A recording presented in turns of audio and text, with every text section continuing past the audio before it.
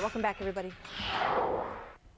All right, we are back, and we're going to take a look at our instant replay of the day. We're going back to the debate last night. Very interesting back and forth between Hillary Clinton and Barack Obama. And John Edwards got into the mix a little bit, too. Maybe not as much as he would have liked to have.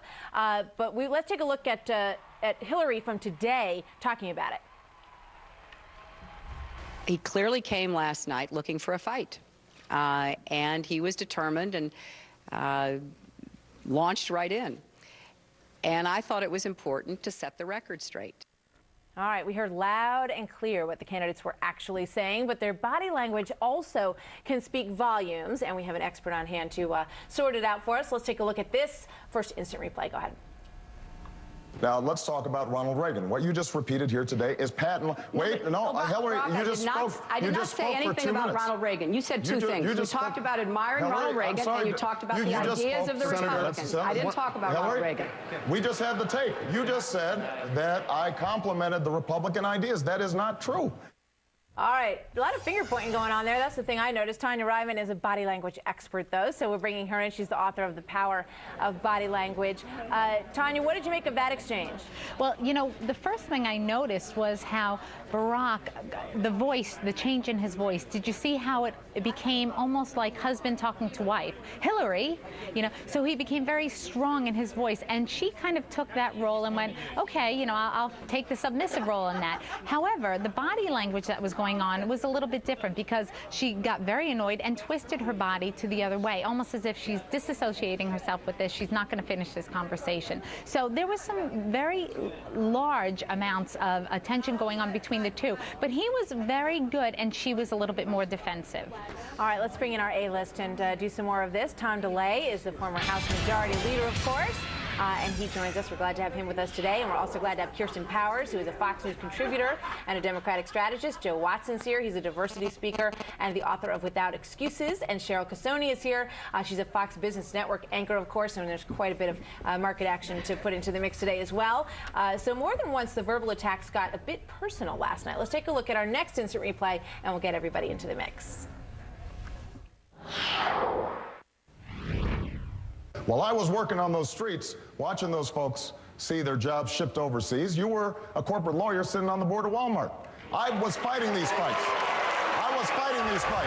So, but I want to be clear. So I want to be clear. What I said had nothing to do with their policies.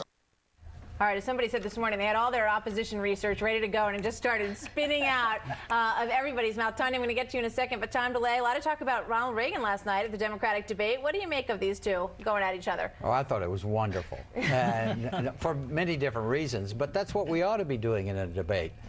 You can't. It's very hard when you're in that kind of action to cover up and go with your handlers about how you should do this and do that. We saw the real candidates last night because they were going at it and they didn't have time to pander or do anything else but be themselves. What did you think, Kirsten? Yeah, I totally agree, and I like the format of the debate because it let them keep going. Normally what happens is they can't gain any steam because they'll kind of start to answer the question and then ding, the thing stops, and then we don't actually see what goes on. They let them just go and just say what they had to say to each other, and I thought it was good. I didn't think that the attacks were really that personal. There was maybe 2 moments where it got a little personal, and he sort of threw down on the Walmart thing, and she came back with the Resco thing. Yeah. But other than that, it was mostly Let me bring Tonya in, because Tonya, I saw her face just sort of froze when he did that Walmart thing. You know, there's a couple of things that I saw. The first thing is, if you watch how Barack points, he points like this, which is not aggressive. He does this so that he doesn't come across as too harsh. What Hillary did was put on this gigantic smirk and kind of lick her lips and then turn her head away. So, you know, that part was telling. That hit home, that comment. All right, we want to get into another one, so let's go right to it. Here's a look at John Edwards as he was questioning Barack Obama on his past voting record. Take a look. Hold on a second. No, question whether you worked on tough stuff. The question is, why would you over 100 times vote present? John, I mean, every one of us, you've criticized Hillary, you've criticized me for our votes. We cast hundreds and hundreds of votes. What you're criticizing her for, by the way, you've done to us. Yeah, this is a sticky issue for him, Joe Watson. 100 times in the Illinois legislature voting present, which is sort of like abstain, you know, just I'm here, but I'm not going to really tell you what I think about it. Absolutely. It's going to be a tough issue for him to manage as well because, you know, voters don't have time for explanations. They have time for sound bites. You voted president, you weren't here. But I think the other thing at the end of the day is we're dealing with a situation where this was like a schoolyard fight, in my opinion. It was like watching little children kind of go at each other and needle, a third child on the side saying, stop, stop, you can get in trouble. Every now and again, Barack looked like waiting for the teacher to come out to call timeout, play fair. And, you know, Hillary looked like she wanted to take another whack. I have to say, though, you know, Barack has done something very smart. He brought up the issue of, wait a minute, who am I running against? You've got Bill Clinton now getting more and more media attention for different things. And you've got Barack saying, wait a minute, who's the candidate here? And I think that that's something you're going to see a continuation of as this progresses between the two of them. All right, this one I just brought up because I thought it was kind of a funny note. On the lighter side, let's take a look at Barack Obama and Hillary having a bit of a laugh. They were discussing what Nobel Prize-winning author Toni Morrison once observed about President Bill Clinton being, quote, our first black president. Take a look.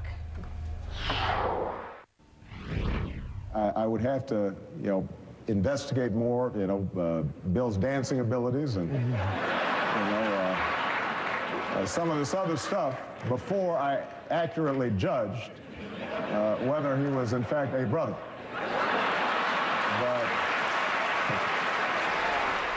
But he's pretty good on his feet with the funny stuff, I must say. Tonya Reiman, what did you think about that moment? He is. He's very relaxed. Look at his hands. His hands are flat on his lap. His fingers are spread. He's smiling. It's a genuine smile. He's very good for the questions like this. He comes across very natural and relaxed. All right, so at the end of the day, Tom DeLay, you look at this, and Republicans are going to run against one of these candidates.